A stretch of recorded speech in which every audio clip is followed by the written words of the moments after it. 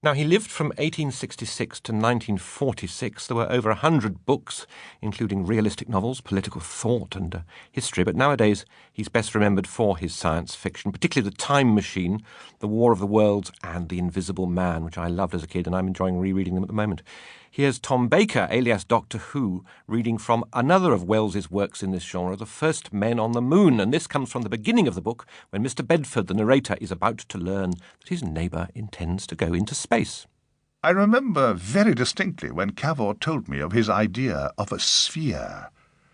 We were returning to the bungalow for tea, and suddenly he shouted, "That's it! It must be a sphere!" I hadn't the ghost of an idea of his drift. "Imagine a sphere," he explained, "large enough to hold 2 people. It will be made of steel lined with thick glass. It will contain a proper store of solidified air, concentrated food, water distilling apparatus, and so forth. And enamelled, as it were, on the outer steel, Cavorite. We shall be able to tack about in space just as we wish. For example, one might go to the moon."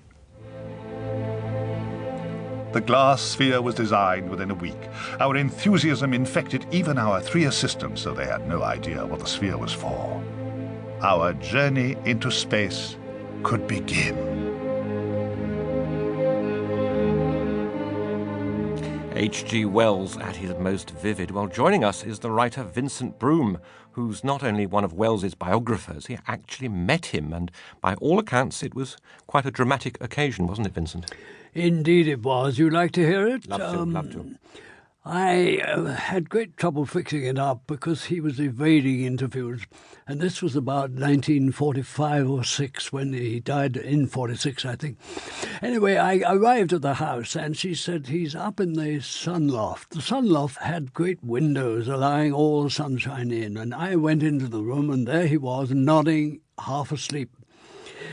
On the gramophone, which was a wind-up gramophone, you can't imagine it nowadays, you had a handle and you wound it up.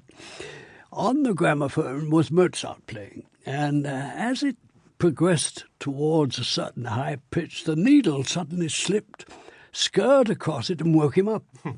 He turned round to me with an amazed stare, and he said, "Who the hell are you?"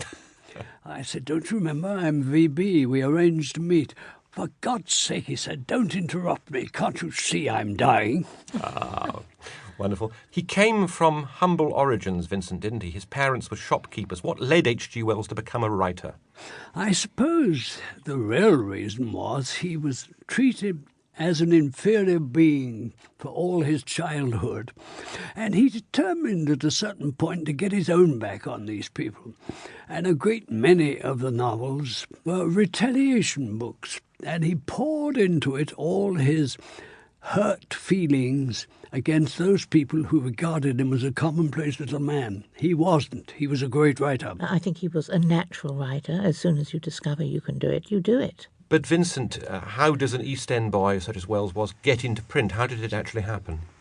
Well, he gives in his autobiography 1 year's work. It consists of about 7 items. At least 6 of the 7, it said, not published.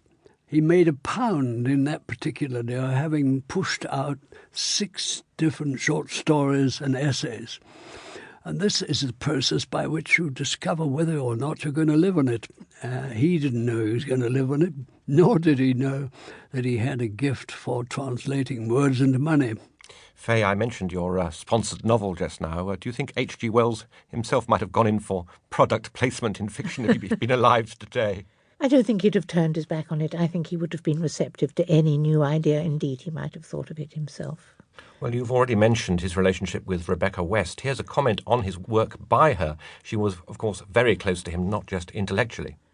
Oh, some of his stuff is beautiful, and I've often thought that his dialogue was so good that he would have made a very good playwright. But somehow never got down to that. And of course, all his stories, really he brought the subject of science fiction on 100 years. There were very, very few approaches to science fiction until H.G. wrote.